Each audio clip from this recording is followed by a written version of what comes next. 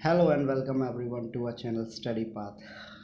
Welcome everyone, आप सभी का स्वागत है। आज हम रिसोर्सेज पर लाइट डालेंगे। रिसोर्सेज एक्चुअली क्या होते हैं, हम रिसोर्सेज के बारे में पढ़ेंगे। तो रिसोर्सेज क्या होता है, देखिए, everything which available in our environment which is use to satisfy our need is said to be a resource. आसान भाषा में इसका मतलब ये है कि वो सारी चीज़ें जो हमारी नीड्स को, हमारी सेटिस्फेक्शन को पूरा करती हैं, उन सभी को हम रिसोर्सेज कहते हैं। जैसे फॉर एग्जांपल हमारे पास क्या हो गया, वाटर, इलेक्ट्रिसिटी। देखिए, वाटर का इस्तेमाल हम खाने में, पीने में, है ना, वॉशिंग के लिए, बेदिंग के लिए, सभी चीज़ों के लिए इस्तेमाल करते हैं। सिमिलरली हम इलेक्ट्रिसिटी का कैसे, हम सोलर एनर्जी से इलेक्ट्रिसिटी प्रोड्यूस करते हैं और फिर इलेक्ट्रिसिटी हम घरों में इस्तेमाल करते हैं, अपने एसी वगैरह, फ़ैन, कूलर, है ना। तो ये हमारे लिए क्या है, रिसोर्सेज, क्योंकि हमारी ज़रूरत चीज़ों को पूरा कर रहे हैं। सिमिलरली मिनरल्स हो गए, वो सारी चीज़ें वो मिनरल्स कहलाती हैं। फिर देखिए, वैल्यूएबल ऑफ रिसोर्सेज क्या होता है। वैल्यूएबल ऑफ रिसोर्सेज का मतलब होता है वर्थ, है ना। जैसे means the worth of an object और resources which differ from time to time for different person. देखिए, वो रिसोर्सेज जो हर किसी व्यक्ति के लिए, है ना, मैं कह सकता हूँ वो सारे रिसोर्सेज एक सरल भाषा में जो हर आदमी के लिए अलग अलग वैल्यू करते हैं। जैसे हम मान के चलो, हमारे घरों में पूजा होती है तो हम फ्लावर्स का कैसे इस्तेमाल करते हैं कि हम पूजा पाठ के लिए, तो वो हमारे लिए एस्थेटिक यानी कि धार्मिक तौर पर हम उसे इस्तेमाल कर लेते हैं। वहीं अगर हम मार्केट में बात करें तो जैसे कोई फ्लावर सेलर होते हैं ना, तो वो फ्लावर सेलर्स क्या करते हैं, उन सब फूलों को, है ना, बेचते हैं, तो उससे वो पैसा कमाते हैं। उनको फ्लोरिस्ट कहते हैं। One who sell the flower is said to be a florist. तो वो क्या होता है, जो फ्लोरिस्ट होता है वो उससे पैसा कमाते हैं इकोनॉमिक टर्म्स ऑफ व्यू पर, है ना।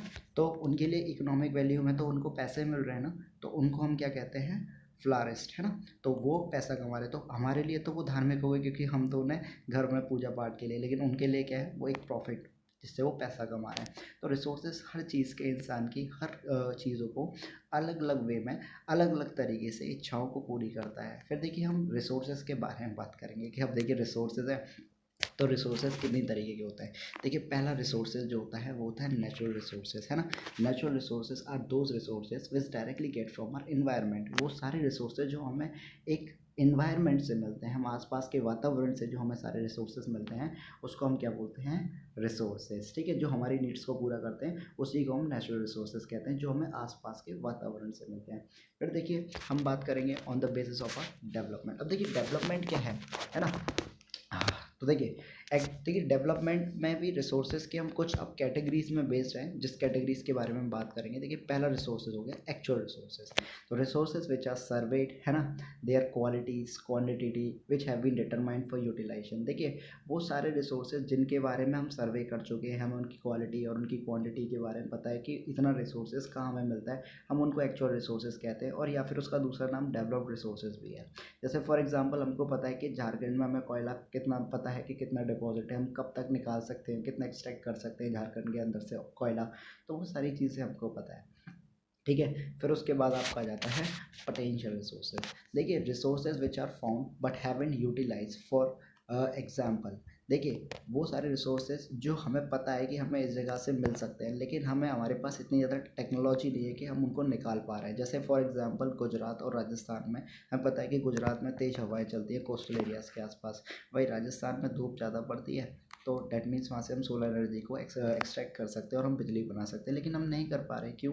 क्योंकि जो टेक्नोलॉजी में हम पैसा लगाएंगे वो बहुत ज़्यादा एक्सपेंसिव होगा, और इस एक्सपेंसिव की वजह से हम इन रिसोर्सेज पर काम नहीं कर पा रहे जो हमें फ्री ऑफ नेचर से गिफ्ट के तौर पर मिले हुए हैं। इतना बात आपको समझ में आ गई मेरे प्यारे बच्चों। अच्छा, नेक्स्ट टॉपिक में हमारा क्या है, जस्ट वेट अ सेकेंड, है ना। हम्म, हम्म।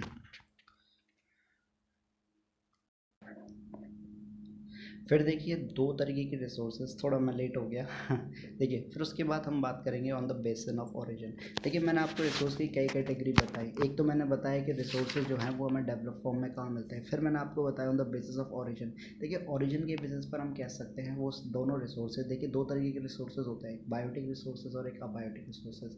बायोटिक रिसोर्सेज वो सभी रिसोर्सेज को कहते हैं मेरे प्यारे बच्चों जिन सभी के अंदर जान होती है, जैसे flora, fauna, human beings, everything which have a life, which exist, which have life on earth. और हम कह सकते हैं सरल भाषा में जिसके अंदर जान हो, वो सभी को हम बायोटिक रिसोर्सेज कहते हैं। फिर आपका आ जाता है अबायोटिक रिसोर्सेज, वो सारे रिसोर्सेज जो नॉन लिविंग बींग्स हैं। वो कैसे? जैसे रॉक हो गया, स्टॉक हो गया, मटेरियल्स हो गया, है ना, जिनके अंदर जान नहीं है। पत्थर हो गया, वाटर हो गया, लैंड हो गया, ये सारे एग्जांपल्स किसके हैं, हाँ, अबाइडिंग रिसोर्सेज। फिर उसके बाद बात करेंगे हम on the basis of renewability. देखिए, रिन्यूएबिलिटी का मतलब होता है दो तरीके के रिसोर्स, एक रिन्यूएबल रिसोर्स, एक non renewable resource. Renewable resources वो रिसोर्सेज कहलाते हैं जिसे हम रिप्लेनिश कर सकते हैं, रिन्यूड कर सकते हैं बार बार, है ना। मैंने इस पीडीएफ में क्रिएट नहीं कर पाया, है ना, कुछ कारणवश है, लेकिन आप समझ लीजिए, आपको समझ में आ जाएगा जब आप अपनी बुक से और पढ़ेंगे तो आपको क्लियर हो जाएगा। देखिए, renewable resources are those resources which can be renewed और रिप्लेनिश, है ना, एवरी टाइम, जिन्हें हम बना सकते हैं, दोबारा इस्तेमाल कर सकते हैं। जैसे पानी, हम कितना भी इस्तेमाल कर ले क्या ख़त्म होगा? नहीं होगा। सोलर एनर्जी को हम कितना भी इस्तेमाल कर लें क्या ख़त्म होगा? नहीं होगा। हाइड्रो इलेक्ट्रिसिटी को कर लें, पानी से बिजली बनाने के लिए, हो सकता है? नहीं हो सकता। सिमिलरली हम कह सकते हैं वो सारे रिसोर्सेज जिनको हम बार बार इस्तेमाल कर सकते हैं उनको रिन्यूएबल रिसोर्सेज कहते हैं। फिर आपका आ जाता है क्या? Non renewable resources. देखिए, नॉन रिन्यूएबल रिसोर्सेज का मतलब क्या होता है? वो सारे रिसोर्सेज जो एक बार ख़त्म हो गए ना, दोबारा नहीं बना सकते हम।